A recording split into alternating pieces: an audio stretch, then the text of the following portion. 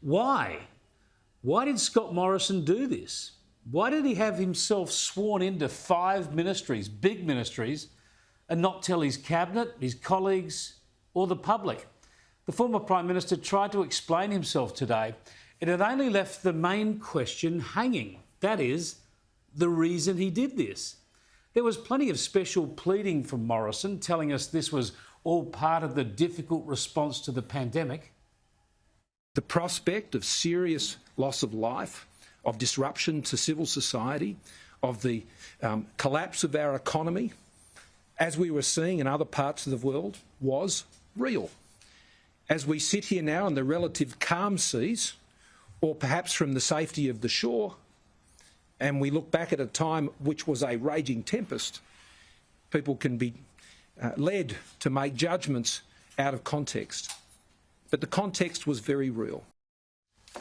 But none of that necessitated these arrangements. The first minister to get COVID was the then Home Affairs Minister, Peter Dutton, and he still did his job from isolation. Why didn't Morrison swear himself into those powers then? It just proves the point, because it wasn't necessary. Ministers often have other ministers act in their place. Ministers sometimes have to resign and are replaced within hours. There was no need for special backup plans. That just doesn't make sense. There was no need for this. And when it comes to the secrecy, Morrison actually mounts conflicting arguments. Have a listen carefully to what he says in response to my colleague Andrew Clennell. Why did you deceive the Australian public and your Treasurer and Finance Minister about this? Well, I don't share that view. I didn't inform them. Had I been in the situation, Andrew, where those powers had to be used, then I believe that was the time to have that conversation, because that's when the powers would be enacted. All right, the powers were established as an emergency power. So he says he didn't deceive his ministers or the public, that if he ever stepped in and used his powers, he would have told them then. In other words, he was deceiving them and would deceive them until he couldn't hide it any longer because he was overruling them. Yet, in direct contradiction to that argument, he says that he thought his Finance Minister, Matthias Cormann, had been advised. My honest recollection was that there'd been a communication between officers in relation to the Minister for Finance. That didn't take place. I accept that, and I've apologised to then Minister Cormann for that. OK, he was going to tell them if he ever had to. Then he thought he had told one of them because he deserved to know and he's sorry it didn't happen.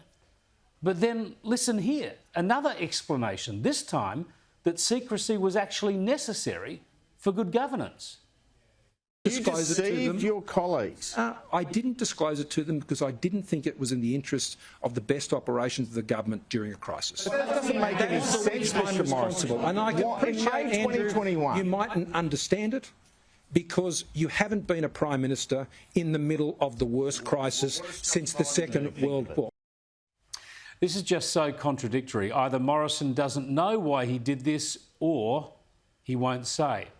Morrison has made no consistent or plausible explanation for why he had himself sworn in, or especially why he didn't tell the ministers, the Parliament and the public. But I think it's all very clear, and it's explained actually by the 2 ministers who did find out. We know that the first ministry Morrison took on was Health. Health Minister Greg Hunt was assuming extraordinary powers under the Biosecurity Act. He would have more power than the Prime Minister. So Morrison, with Hunt's willing cooperation, had himself sworn into the health portfolio as well. This meant Hunt could not be more powerful than a Prime Minister. This tied Hunt to Morrison, really forced him to make all his decisions with the Prime Minister. In one press conference, the PM made an oblique reference to these powers by citing actions taken by the Health Minister and himself. Now, that's all quite understandable, but of course Hunt would have worked with the PM anyway. That's how cabinet government works. There is a hint here of Morrison being paranoid and controlling. So let's have a look at the other minister who found out, Resources Minister Keith Pitt, and this had nothing to do with the pandemic. Morrison didn't think Pitt was going to make the decision he wanted about an offshore gas project, so he had himself sworn in and made the decision himself. So it was about Morrison controlling a decision, overruling his minister. These two examples tell the story, don't they? Morrison made sure Hunt had to share all his power during the pandemic, and Morrison overruled Pitt. So why do you reckon Morrison was sworn in as finance minister, as treasurer, and as home affairs minister? Two of them more than a year into the pandemic. Perhaps he didn't trust his ministers. Clearly he wanted to shadow them. Clearly he wanted to be in a position to overrule them if he wanted to. These men and women who were loyal to him, I remember when Josh Frydenberg was being urged to challenge Morrison but stuck loyally by him. These people who also felt all the stresses and strains of the pandemic challenges, they were being shadowed by their Prime Minister secretly in a sign he didn't trust them. No wonder they feel deceived and humiliated. Why didn't he do this to Peter Dutton too? Why didn't Morrison swear himself in as Defence Minister when Dutton held that portfolio, if this was all about a monstrous and unpredictable crisis? Maybe because he wouldn't dare. This is a terrible gift for Dutton now. He's taken over an opposition leader's job at an incredibly difficult time, and it's just been made a whole lot worse. The ghost of Morrison's double dealing is ripping the guts out of a coalition that was already on its knees, needing to rebuild after an election drubbing. It's a gift for Labor. Scott Morrison was evasive, he was defensive, he was passive-aggressive, and of course he was self-serving. So at least he was true to himself today. What we saw was all of his characters on full display, blaming everyone else, not accepting any responsibility. Albanese can't help himself. He's acting like an opposition leader. He ought to get back to governing and leave this to others, but the temptation's been too great up till now. Now, former Prime Minister Scott Morrison is rejecting calls to quit politics, so he's going to stay in Parliament, returning to the party room and the backbench.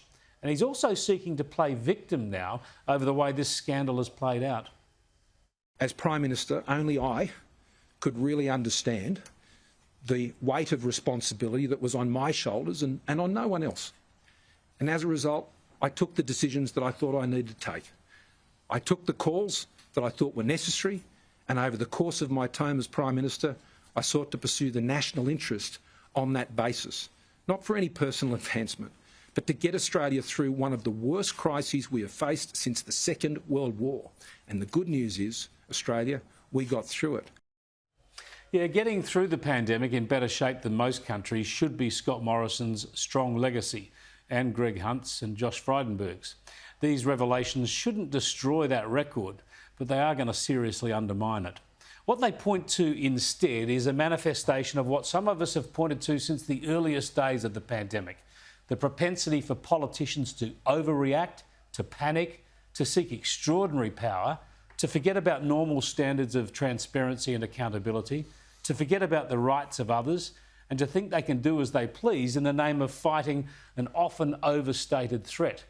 This is why we need a national royal commission, because whatever overreach there was by Morrison and the federal government, it was eclipsed many times over by the state governments.